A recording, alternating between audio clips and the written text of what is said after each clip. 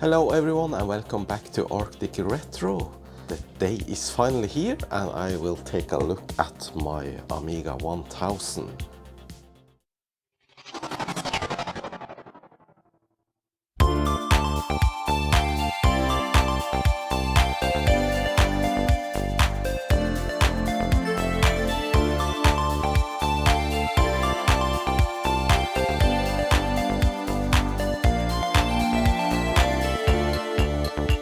So I got this Amiga 1000 as a donation from a friend and I was really amazed about that, and it has been standing still for a while, but now it's finally time to take a look at it. I know it is powering on at least, but I don't know the condition besides of that, so that will be the goal of this video, to take a look at this machine, see if we can restore it back to its old glory, and see if there's anything else that needs to be done.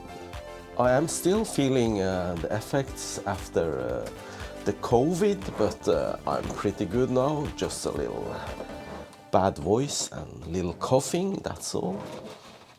So I'm gonna open up this box. I got this Amiga from my friend Roy, and he's actually a co-worker as well, so that was really a great donation. He has had it stored away all these years, and with it I also got this big monitor box full of Amiga stuff, keyboard of course, and cables, and lots of software and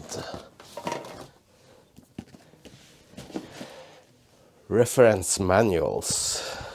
This is the ROM kernel.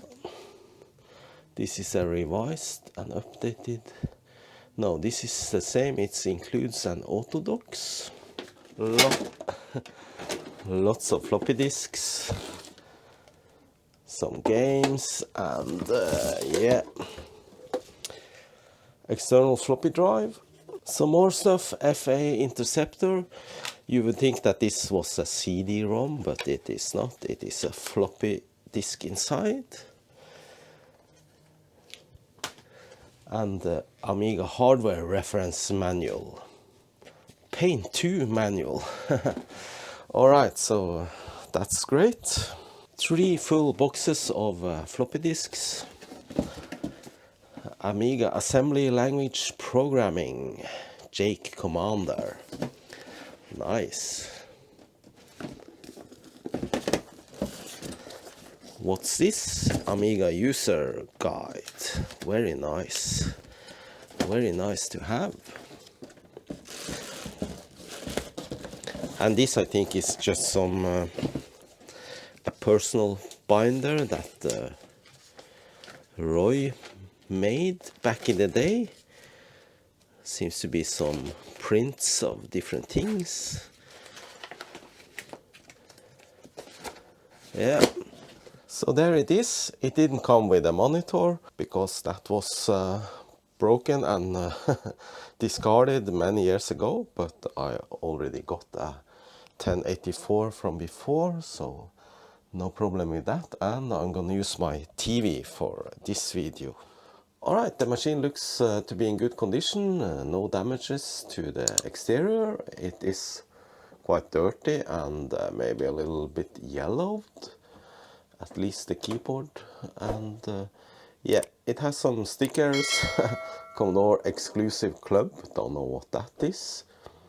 This is probably the company that sold it, Atlantis. And it has an IBM Personal Computer XT label. Same with the backside, looks okay, no rust as I can see on the contacts. And the floppy disk drive, it is of course a little bit dirty, and yeah, otherwise it looks to be in perfect condition. I'm gonna hook it up to my TV and see if it starts.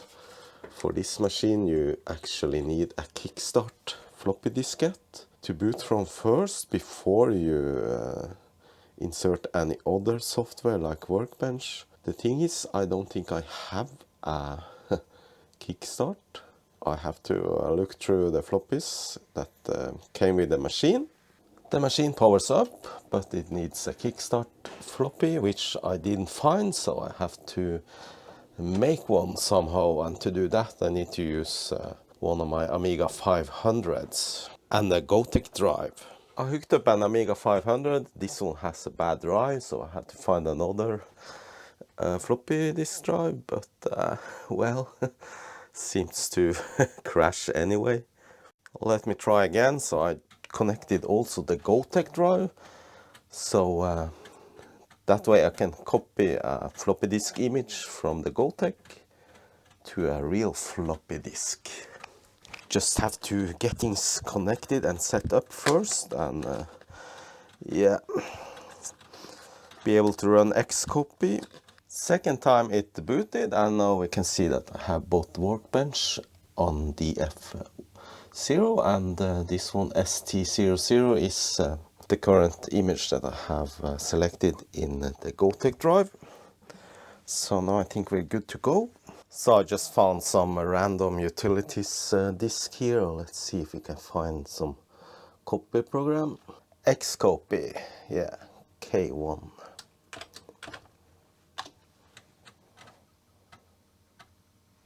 Alright, I have added the kickstart floppy disk image that I have prepared before onto the Gotek. Yeah, now I can change. Alright, so now the source is drive 1 and the target is drive 0. So now I'm inserting a new floppy disk for the copying. Then just start.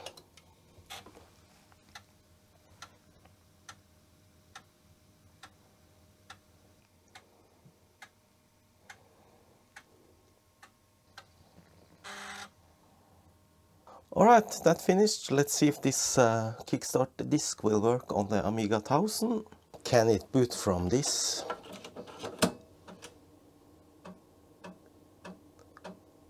Yep. Nice.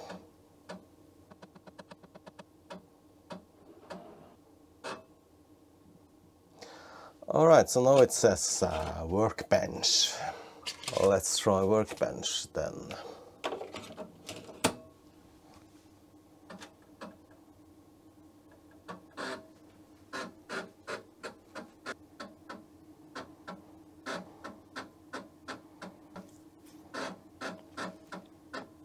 Somewhat noisy. Okay, we're in. And I actually hooked up the Gotek as well, so now I have that one too. And yeah, 340,340 kilobytes free memory. I thought this one had memory expansion, but we'll see about that.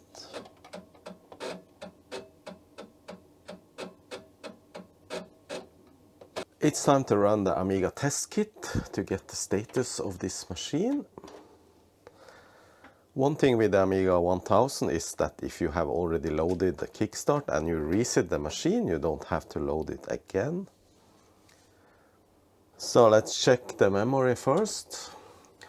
So it only has 512 kilobytes of total RAM. That is not a lot. This has 256K original and then 256K memory expansion. Let's test.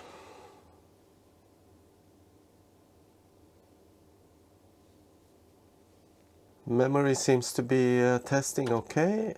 Now the keyboard, and I did notice that some of the keys get stuck down. For example, the shift, you see it's stuck down, so yeah, this keyboard needs a good cleaning.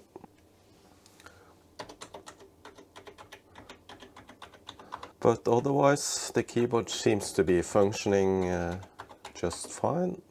And this machine of course doesn't have all the keys that are presented here. What about the audio then?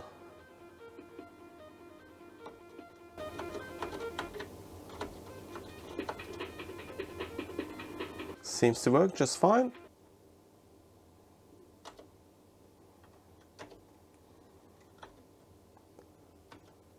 Chipset.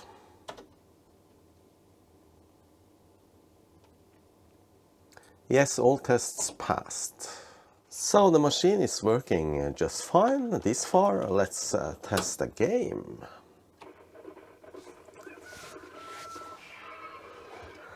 North and south. The sound volume is a little bit low, I think. Oops. Okay, machine works very nicely. I'm pretty pleased about that. And now it's time to take a look inside and see how the status is inside the machine. Clean it up a bit. So that's the memory expansion.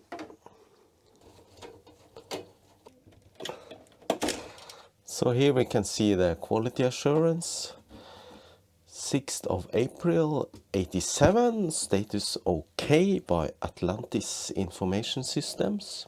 Opening this machine is pretty straightforward. There's just a few screws underneath. Then the whole thing can be slid backwards, I think. No, there's always some trickery here. I think it just clipped in. Yeah.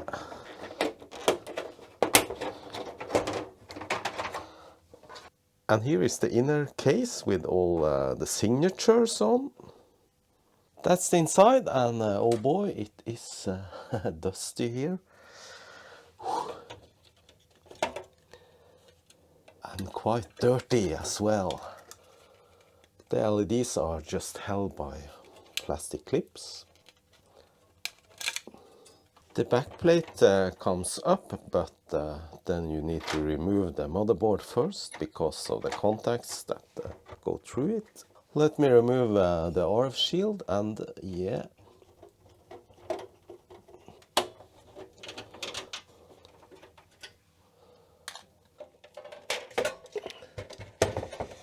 I think the shield also is screwed down in the back here with a lot of screws for every contact.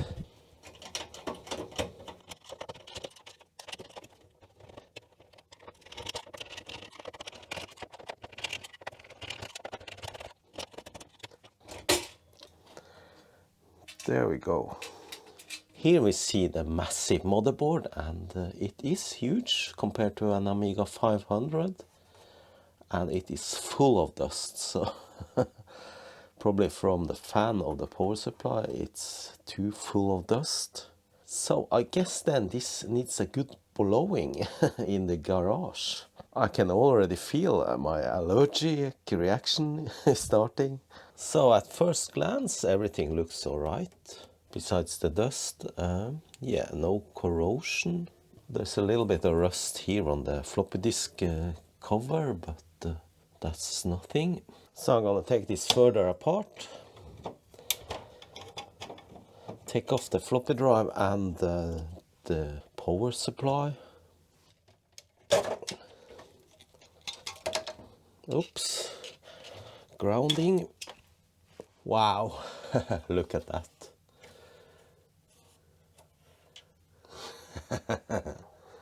Oof.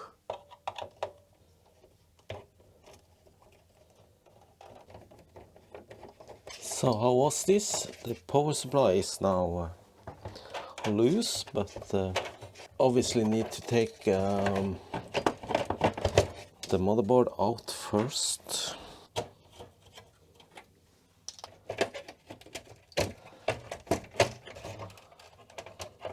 Then the contact for the power supply. Ooh. Accidents do happen. This is a very stiff contact.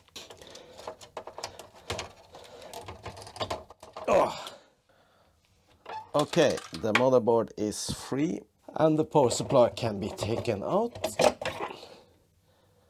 Full of dust, so I'm gonna open it up and then blow it.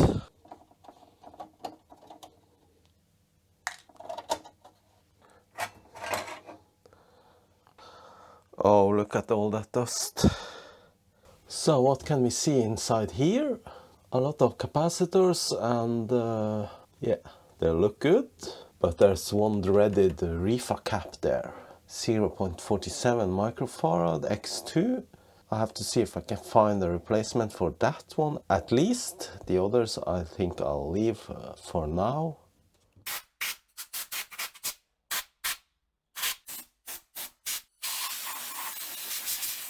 Ah, that's much better now with all the dust gone, but there is still some dirt left over, so I'm gonna go over this board and the power supply with some alcohol and elbow grease.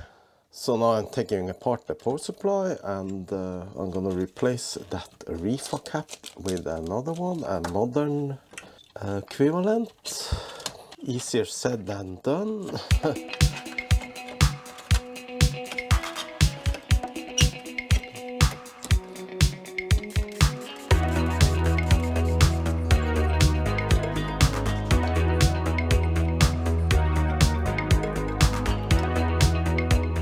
Alright, so this large RIFA-cap, I'm gonna replace it with this one, plastic capacitor. This is also an X2. And I also noticed there are two small RIFAs here, looks like RIFAs at least. Both are 1000 picofarads, so maybe those should be replaced too, but I don't have those values now, so have to look at that sometime later. And as you might already know, these RIFA-caps have a tendency to crack and dry out and suddenly explode. I have had that happen to me once before on a machine, and the smoke and the smell was not very pleasant. I can tell you that for sure.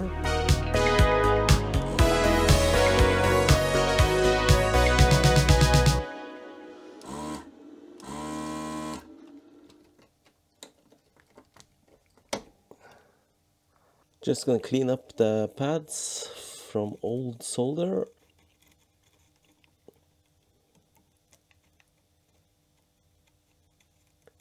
In with a new one, and since this is on the AC input, the polarity doesn't matter on these. These are filter caps that are meant to protect noise from this power supply to getting out on your electricity grid in your house.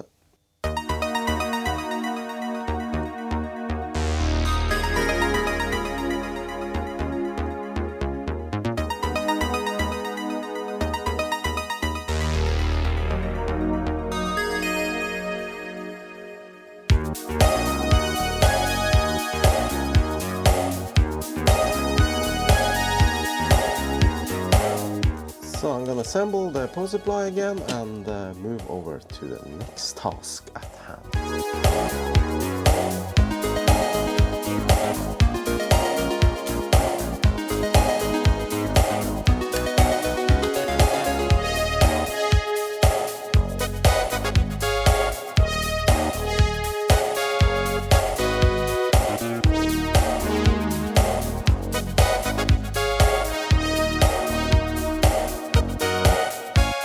The cover for the power supply has a little rust stain.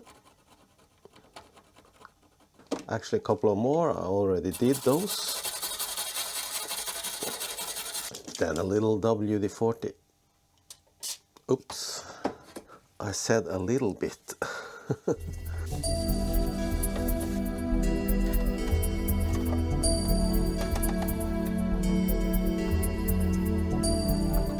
Alright, that was the power supply. Now a little cleaning of the case parts.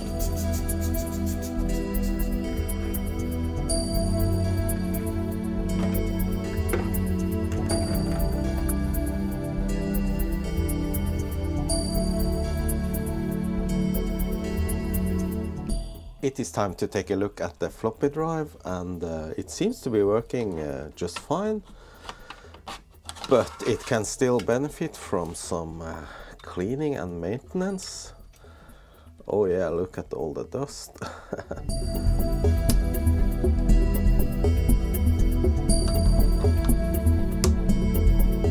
Just gonna remove the inner cover to get access to the drive mechanism. Alright, so this needs a good dust blowing.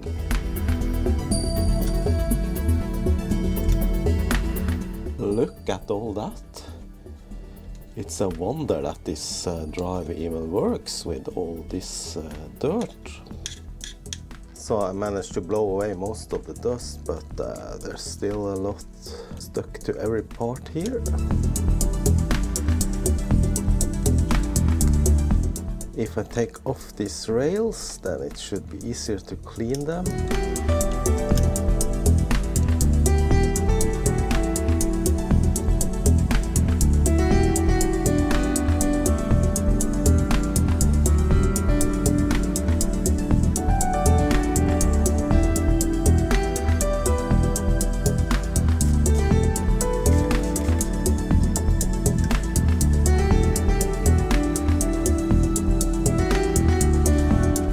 Then just some cleaning all over.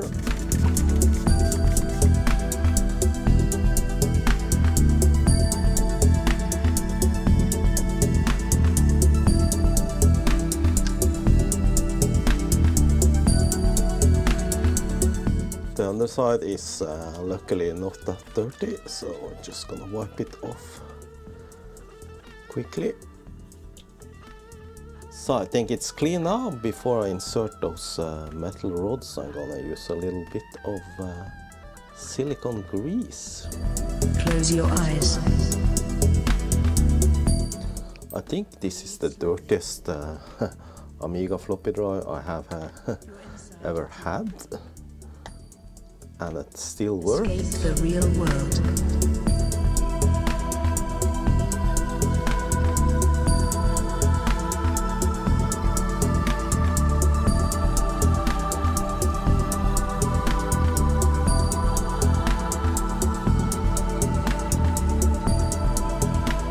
Escape the real world.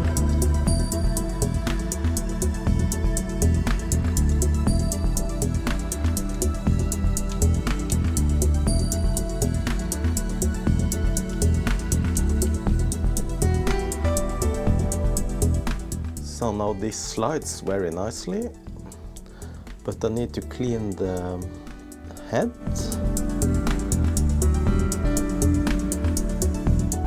But it doesn't seem that I can come in between, because I can't lift it as I'm used to do on these floppy drives. So I guess I have to leave it then and use a head cleaner floppy disk then. I'm assembling it now, and these small springs are of course a pain in the ass to get correct.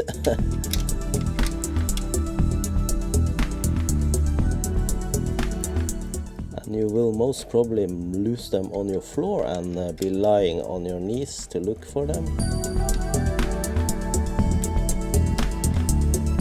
So I think that's how it should be. There were some glue onto those springs, but I'm just gonna leave it like that.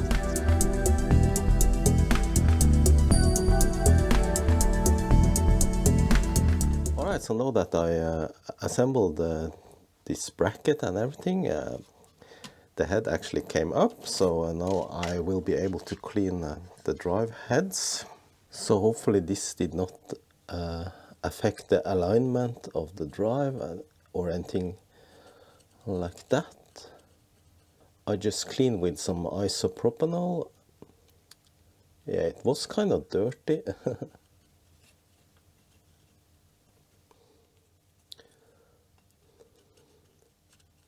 So this is those kind of cleaning floppies that you can use. Just add some IPA onto the felt there and insert it and make it run. But now I think it works. Yeah.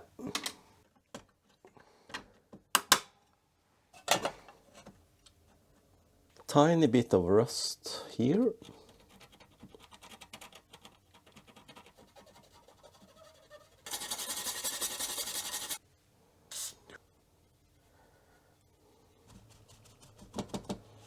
Alright, that's one Amiga 1000 floppy disk drive serviced. Hopefully it still works as good as it did. The RAM expansion doesn't look terrible, it's a little bit dirty here as well. Dust everywhere, but it has some rust around the edges of the shield, so need to find a way to tackle that. I think I'll just simply put those into vinegar.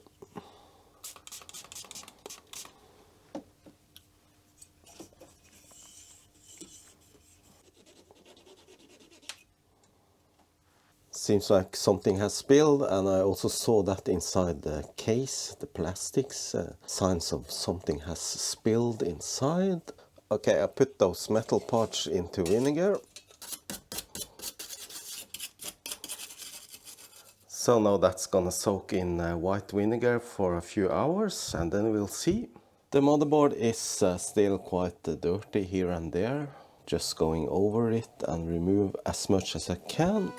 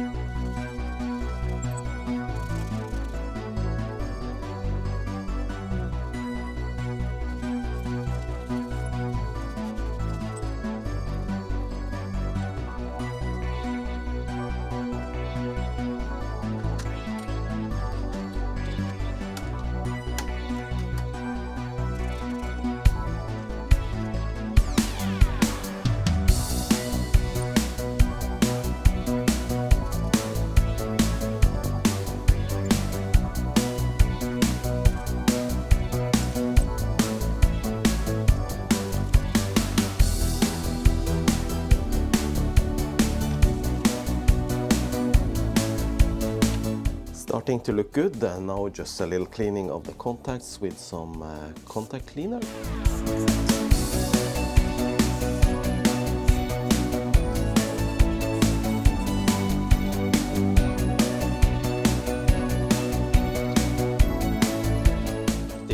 As you can see, the machine is now assembled again, and that's simply because this video became a little bit too long.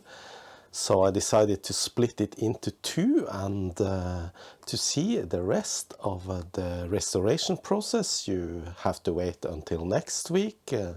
Hope that's okay with you. Anyway, thanks for watching part 1, and I hope you enjoy the content, and special thanks to my Patreons. See you, bye bye.